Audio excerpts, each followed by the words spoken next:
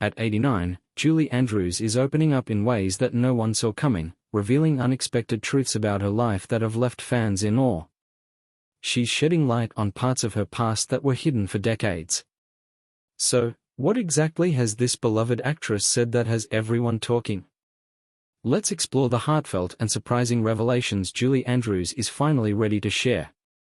Julie Andrews, often seen as prim and proper, is one of the most cherished actresses in film history, known across the globe for her iconic roles in Mary Poppins and The Sound of Music.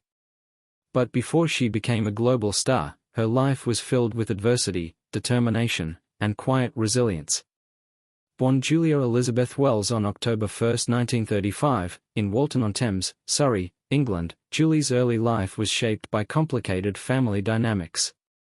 Though both her parents were teachers, her mother Barbara left her father to live with Canadian tenor Ted Andrews. Julie eventually took his surname, even though he wasn't her biological father. From an early age, Julie demonstrated an extraordinary musical ability. She had a rare 4-octave singing range, which was both powerful and unique. Her mother and stepfather quickly noticed her talent and began including her in their performances. At just 9 years old, Julie started performing on stage in music halls and vaudeville shows. Because she was so small, she had to stand on a beer crate to reach the microphone. However, her home life was troubled. Ted Andrews was a heavy drinker, and her mother also began drinking. Julie revealed in her memoir that Ted once tried to enter her bedroom while intoxicated, prompting her to install a lock on her door for protection. These traumatic experiences forced Julie to mature quickly. She missed out on a normal education and spent most of her time working to support her family. By her teenage years, she was already earning enough to buy them a home. Despite the difficulties, Julie's career flourished. At age 12, she performed at the Royal Command performance before the British royal family. By 13, she had made her West End debut in Starlight Roof. By the early 1950s, she had taken on larger roles and, in 1954, traveled to Broadway in New York to star in The Boyfriend. Her big break came in 1956 when she was cast as Eliza Doolittle in the Broadway production of My Fair Lady, which catapulted her to fame in both the UK and the US. Julie's film debut came in 1964 with Walt Disney's Mary Poppins, a role that earned her an Academy Award. The following year, she starred in The Sound of Music, another blockbuster hit. These two roles solidified her status as a global icon, beloved for her charm, vocal brilliance, and wholesome persona. Though she seemed practically perfect like the characters she portrayed, there was much more to Julie Andrews than met the eye. Julie's stardom soared in the 1960s, and she became a symbol of the golden age of Hollywood musicals. Her voice, smile, and poise captivated audiences around the world. Although her rise appeared sudden, it was actually the result of years of dedication and perseverance. When Mary Poppins came out in 1964, Julie was already a Broadway star, especially known for her performance as Eliza Doolittle in My Fair Lady. However, when the film adaptation was made, the studio chose Audrey Hepburn instead. Many believed Julie had been unfairly passed over, but Walt Disney had seen her perform and believed she was ideal for Mary Poppins. Casting her in the title role proved to be a wise decision. The film was a massive success, and in 1965, Julie won the Academy Award for Best Actress. Remarkably, it was her very first film role. A year later, she appeared in another iconic film, The Sound of Music, portraying Maria, a spirited woman who becomes the governess to 7 children in pre-WWI Austria. The movie combined uplifting songs, stunning landscapes, and an emotional storyline. With these back-to-back hits, Julie became a household name. Yet she was wary of being typecast as the eternally sweet and cheerful character. Determined to explore different roles, she sought out more diverse parts in the years that followed.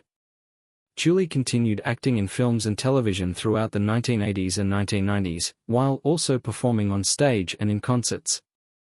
However, in 1997, she faced a devastating setback. She underwent vocal cord surgery to remove benign nodules, but the operation permanently damaged her singing voice. For someone whose identity had long been tied to music, it was a crushing blow. Julie later sued the doctors involved and settled the case. Despite the loss of her voice, she remained creative and found new ways to reach audiences. In the 2000s, she lent her voice to animated films, most notably as Queen Lillian in the Shrek series. Beyond the spotlight, Julie Andrews' personal life was filled with both joy and sorrow. Her journey included deep relationships, painful choices, and the emotional strength to overcome tragedy. In 1959, she married Tony Walton, a set and costume designer she had known since her youth. Their shared passion for the arts fueled their early relationship, and Tony contributed to many of Julie's projects, including designing costumes for Mary Poppins. Together, they had a daughter, Emma Walton, born in 1962. As Julie's film career took off, balancing motherhood with her growing fame was challenging. Eventually, the pressures of their careers strained the marriage, and they divorced in 1967. Despite the separation, they remained on good terms and co-parented their daughter. Not long after her divorce, Julie met filmmaker Blake Edwards, known for directing classics like Breakfast at Tiffany's and the Pink Panther films. Their first meeting wasn't romantic. Julie recalled that they passed each other in a therapist's office parking lot, but they felt an instant connection. After several years of dating, they married in 1969. Their marriage had its share of ups and downs. Both were highly creative and driven individuals who frequently collaborated, with Blake directing several of Julie's films such as SOB and Victor Victoria. However, life behind the scenes was often difficult. Blake battled ongoing health problems, including chronic pain and frequent infections, as well as depression and mood disorders. Julie became a caretaker during these challenging times, standing by his side through various treatments and emotional struggles. She has spoken candidly about how exhausting and emotionally taxing those years were. Despite the hardships, they built a close-knit blended family. Julie had her daughter Emma, and Blake had 2 children from a previous marriage. In the early 1970s, Jennifer and Jeffrey chose to grow their family by adopting 2 Vietnamese girls, Amy and Joanna, following the end of the Vietnam War. Their marriage spanned over 4 decades, filled with both happiness and hardships. As Blake's health gradually deteriorated, Julie stood by him every step of the way. He eventually passed away from pneumonia in 2010, leaving Julie devastated. She later admitted in interviews that his loss left her feeling adrift. Their connection had been profound and enduring, and his absence was deeply felt every day. Now, in her latest memoir, Julie is revealing surprising truths that even longtime fans might not expect: the hidden, daring side of Mary Poppins. Julie Andrews is best remembered for her iconic role as the practically perfect nanny in Disney's Mary Poppins, but as her memoir reveals, there's a more mischievous layer to both the character and the actress. Beneath the prim hair, buttoned-up coat, and gentle authority was a sense of playful mischief. In her memoir Homework, Julie recalls a moment during costume fittings when her first husband, Tony Walton, also the film's costume designer, shared his thoughts on Mary Poppins. He told her he imagined Mary had a secret life, a quiet pleasure at being a little wicked and naughty. This wasn't just a passing idea, Tony subtly expressed it in her wardrobe. Though Mary looked neat and proper, the linings of her coats were bright coral and primrose, and her petticoats featured vibrant, playful colors, small touches the audience wouldn't see but that added depth to her character. Julie appreciated this perspective and found it completely fitting. She agreed that Mary Poppins could have a hidden, cheeky side, and this insight made her reflect on the duality within herself. On screen, Andrews was the embodiment of good manners and moral integrity, but behind the scenes, she had her own playful edge. She wasn't rebellious, but she didn't fit the angelic image Hollywood often assigned her. In interviews, she's mentioned enjoying the unexpected. She once joked, "Does Mary Poppins have an orgasm? Does she go to the bathroom? I assure you she does." With wit and candor, she reminded fans that actors are not their roles. Julie wanted people to understand that even someone known for playing the most proper woman in cinema could also be funny, inquisitive, and a bit naughty. This self-awareness and honesty are key themes in her memoir, and it all leads to an even more revealing moment, her first on-screen love scene. Though Julie's life may seem like a fairy tale, her childhood told a different story. Before singing on mountaintops or gliding through the skies with an umbrella, she faced adult responsibilities as a young girl. In her memoir, she discusses becoming her family's primary provider at just 9 years old. Born Julia Elizabeth Wells in 1935 in Walton-on-Thames, England, she was raised in a home full of music but also instability. Her parents were educators who later transitioned to careers in entertainment. After her mother Barbara, a pianist, divorced Julie's biological father, she married Canadian tenor Ted Andrews, whose last name Julie took. From a young age, Julie displayed extraordinary vocal talent. Her 4-octave range made her stand out, and by age 9, she was performing in vaudeville acts alongside her stepfather and mother. She had to stand on a beer crate to reach the microphone. While her peers were playing or attending school, Julie was performing in theaters, traveling the country, and earning money to support her family. However, her home life was troubling. Both parents struggled with alcoholism, especially her stepfather. Julie writes in her memoir about the trauma she endured. Ted attempted to enter her room inappropriately while intoxicated on 2 occasions. To protect herself, she installed a lock on her bedroom door, a heartbreaking but necessary act of self-preservation. Her emotional challenges didn't end there. At 15, she learned that Ted Andrews wasn't her biological father. Her real father was a family friend with whom her mother had been involved during the war. This discovery was deeply unsettling, yet Julie continued performing and working to support her family. By her early teens, her talent had propelled her to the top of the UK performance scene, and she even bought a house for her family, an incredible feat for someone so young. But this success came with sacrifices. Formal education and childhood experiences like friendship and freedom were mostly absent. She carried the responsibility of supporting her family with resilience and grace, but more challenges awaited her, including a vulnerable moment in front of the camera. By 1964, when Julie starred in the Americanization of Emily, she was already a household name thanks to Mary Poppins. However, unlike that whimsical role, this film demanded a more mature, romantic performance.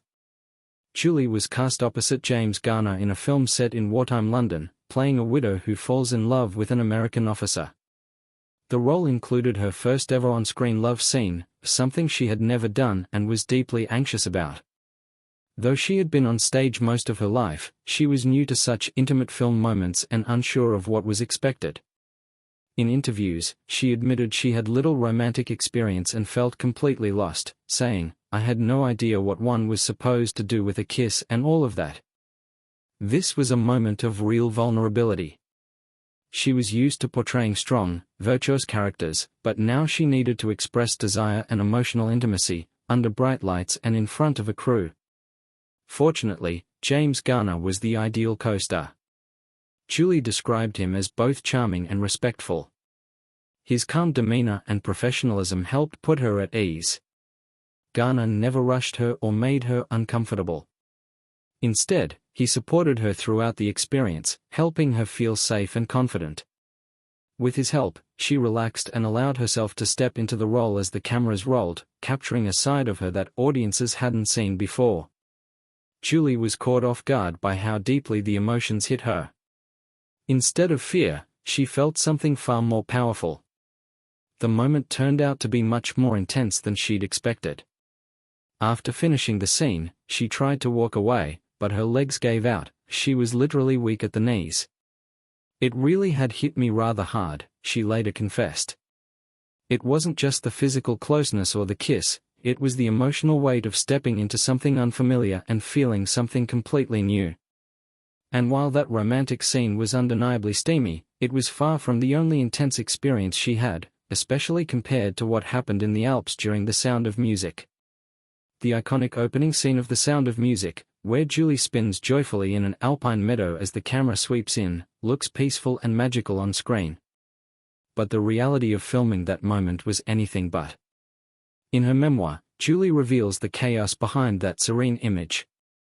The scene was shot using a helicopter camera crew, which was still a novelty in the 1960s. To get the right angle, the helicopter had to fly low over the meadow. But every time it got close enough, the force of the spinning blades knocked Julie off her feet. Each time she got into position, took a deep breath, and began twirling, the helicopter would sweep in and the powerful downwash would slam into her. It threw her to the ground repeatedly, sending mud, grass, and grit flying. She would get up, brush herself off, and try again. In total, it took 9 takes to get the perfect shot. And this wasn't in the comfort of a studio, it was high in the damp, chilly Austrian mountains. By the end of the day, she was sore and exhausted. When the director finally said they had the shot, all she could think about was getting back to her hotel and taking a hot bath. On top of that ordeal, there was the infamous hair dye mishap. The studio wanted her naturally brown hair to be lighter for the role. Julie agreed, but the first dye job went horribly wrong, her hair turned bright orange. To fix it, they cut it short and dyed it blonde. That look ended up becoming a signature part of her character, but it all started with a mistake. And just when you think that was as wild as things got, Julie managed to make Walt Disney blush on the set of Mary Poppins. One of the more surprising moments in her memoir involves none other than Walt Disney himself. While filming Mary Poppins in the early 60s, Julie was doing a wire stunt meant to make her float gracefully through the air. But something went wrong. Instead of a gentle landing, she slammed into the ground hard. In shock and pain, she let out a string of curse words, right in front of Walt Disney, known as Uncle Walt. Julie later joked that he probably had never heard words like that in his life. It was especially startling coming from someone whose on-screen persona was so pure and wholesome. But off-screen, Julie had her own ways of managing stress. If that meant letting out a few colorful words now and then, so be it. She wasn't trying to be offensive, just real. This wasn't an isolated incident either. Karen Rice, who played Jane Banks in Mary Poppins, once saw Julie on set, in full Mary Poppins costume, complete with hat, gloves, and Edwardian dress, smoking a cigarette and swearing at the crew. Rice was only 8 at the time and described it as one of the most shocking things she had ever seen. But even more jaw-dropping than a foul-mouthed Mary Poppins was what Julie did in 1981, when she left audiences stunned by bearing it all on screen. By the early 1980s, Julie Andrews was internationally recognized for her elegance, grace, and charm. She was a beloved figure thanks to her roles in Mary Poppins and The Sound of Music. But after years of playing well-mannered, wholesome characters, she was eager to show a different side of herself, one that was bold, daring, and unexpected. That opportunity came in the film S.O.B., a dark comedy directed by her husband, Blake Edwards. The movie was a biting satire of Hollywood, poking fun at celebrity culture, studio politics, and the obsession with sex appeal. In the film, Julie played an actress much like herself, squeaky clean and beloved by the public, who agrees to appear in a risque remake. In one unforgettable scene, she appeared topless for the first time in her career. It caused an uproar. Fans who had grown up seeing her as a magical nanny or singing nun were stunned. Some admired her courage, while others criticized her for tarnishing her image. But Julie knew exactly what she was doing. In interviews, she explained that the scene symbolized her taking control of her career and breaking away from the limited roles she was constantly offered. With her signature wit, she famously asked, "Does Mary Poppins have an orgasm?" It was her way of saying she was more than the characters she portrayed, she was a full, complex woman. Her husband Blake knew what he was doing when he cast her. The two collaborated closely on the film, and she trusted him to handle the material with sensitivity. The film marked a major turning point for Julie, proving that she was a versatile actress willing to challenge herself and her audience. And if you think that was her final surprise, think again. Julie remained as complex and compelling as ever.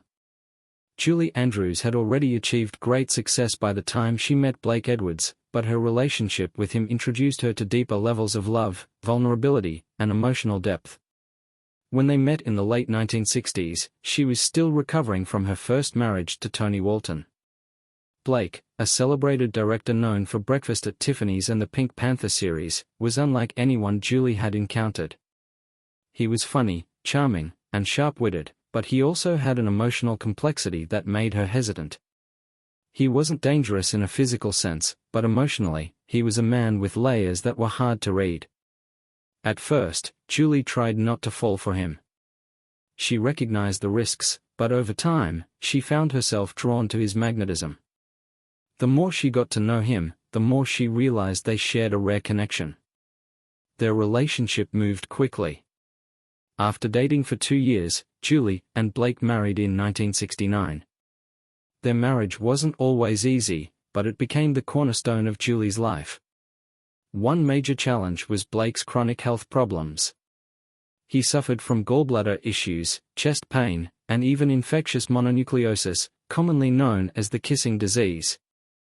At times, his illnesses dominated their lives, and Julie often found herself in the role of caretaker. Despite these hardships, the couple's bond remained strong. Their shared sense of humor helped them weather difficult moments, and their relationship was grounded in deep love and mutual respect. They understood each other in ways no one else could. Blake's health declined over time, and in 2010, after battling multiple conditions, he passed away from pneumonia. Julie was devastated, describing his death as losing a part of herself. Still, she remained resilient, leaning on her family and the memories they had built together. Even after his passing, Julie continued her work as an actress, author, and advocate for children's rights. But in her memoir, she made it clear that her years with Blake Edwards were among the most profound and transformative experiences of her life.